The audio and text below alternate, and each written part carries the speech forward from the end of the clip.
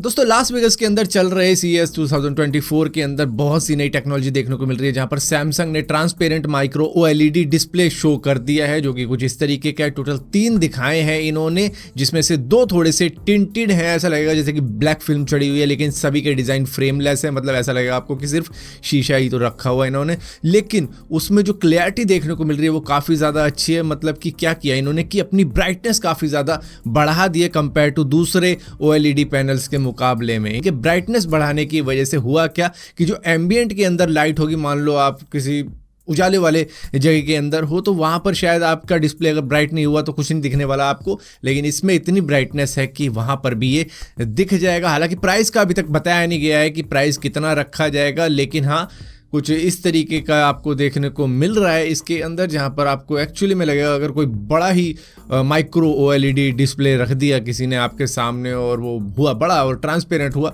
तो आपको लगेगा भाई चीज़ें तो इधर उधर फ्लोट हो रही है। मतलब कि मेन चीज़ क्या है कि बिल्कुल क्लियर डिस्प्ले होना चाहिए, एकदम साफ होना चाहिए, तभी मजा आएगा उस ट्रांसपेरेंट डिस्प्ले के इफेक्ट का। दोस्तों एक वक्त होता जब लोग कहते थे कि भैया अगर अच्छी इमेज कैप्चर करनी है तो उसके लिए DSLR ही लेना पड़ेगा, क्योंकि मोबाइल के कैमरा उस हद तक पहुंच नहीं पाएंगे कभी भी, क्योंकि जो बोके इफेक्ट DSLR दे सकता है वो मोबाइल कैमरा नहीं दे सकते। लेकिन इसके बाद में फिर बोके इफेक्ट मोबाइल कैमरा के अंदर भी आने लग गया, लेकिन कई सारे लोग उसको फेक समझते थे कि भैया फेक ही लग रहा है, AI का इसके अंदर यूज किया जाता है, जो उसकी वजह से इतना ज्यादा बोके दिखा रहे हैं कि जितना ज्यादा फेक लग रहा है, मतलब रियल नहीं लग रहा है जैसा कि DSLR के अंदर देखने को मिलता है। लेकिन इसके बाद में पेरिस्कोपिक कैमरे ऐड कर दिए गए मोबाइल के अंदर, तो थोड़ा बहुत बोके इफेक्ट रियलिस्टिक भी लगने लग गया। लेकिन अब Oppo Find X7 Ultra के अंदर तो 2 पेरिस्कोपिक जूम कैमरा ही डाल दिए गए हैं, जिसकी वजह से जो आपके पोर्ट्रेट शॉट होने वाले हैं वो काफी ज्यादा रियलिस्टिक बोके इफेक्ट आपको देंगे, जिस तरीके से DSLR के अंदर देखने को मिल जाते हैं। वो उतना ज्यादा कोई फेक नहीं लगने वाला, बहुत ही ज्यादा रियलिस्टिक लगने वाला है। और ऊपर से इसके अंदर हाइपर टोन इमेज इंजन डाल रखा है, जो कि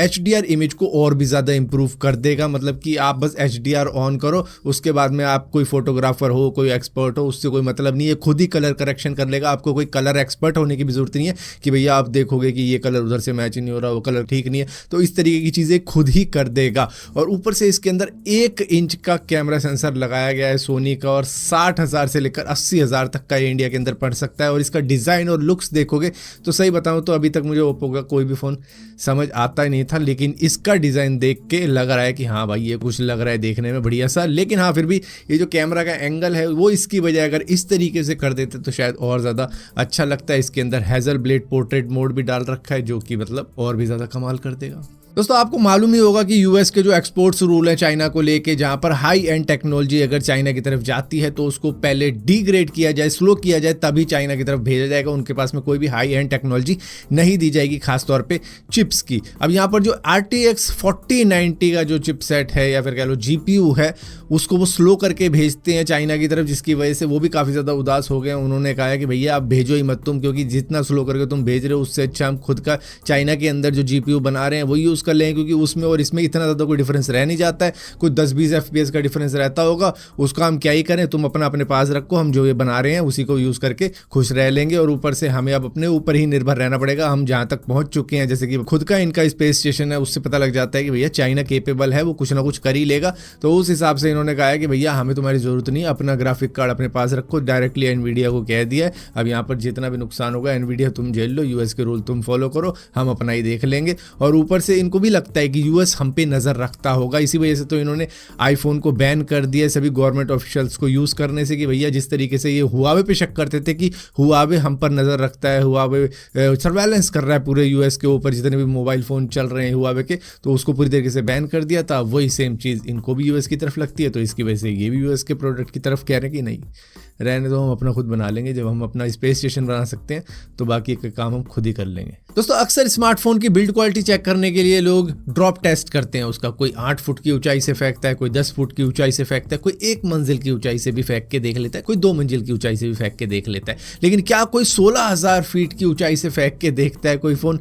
कोई नहीं देखता होगा। लेकिन अलास्कन एयरलाइन की एक फ्लाइट जो कि फ्लाई कर रही थी पोर्टलैंड से कैलिफोर्निया की तरफ, उसने कई लोगों के स्मार्टफोन का ड्रॉप टेस्ट करवा डाला डाला 16,000 फीट की ऊंचाई से, क्योंकि उसकी खिड़की अचानक से ही टूट जाती है और खिड़की टूटने की वजह से जो एयर प्रेशर होता है वो सभी के सामान बाहर खींचना शुरू कर देता है। अब यहीं पर एक दो लोगों के फ़ोन भी बाहर की तरफ निकल जाते हैं ना चाहते हुए भी, जहाँ पर किसी का iPhone 14 Pro, किसी का iPhone 15 Pro इस तरीके से बाहर गिरे हैं। और एक आध बंदे का जो फ़ोन मिला है जो iPhone 14 Pro है या 15 Pro है, एग्जैक्टली कहा नहीं जा सकता क्योंकि दोनों ही देखने में सेम सही लगते हैं। अब देख के अगर आप बता सकते हो तो बता देना।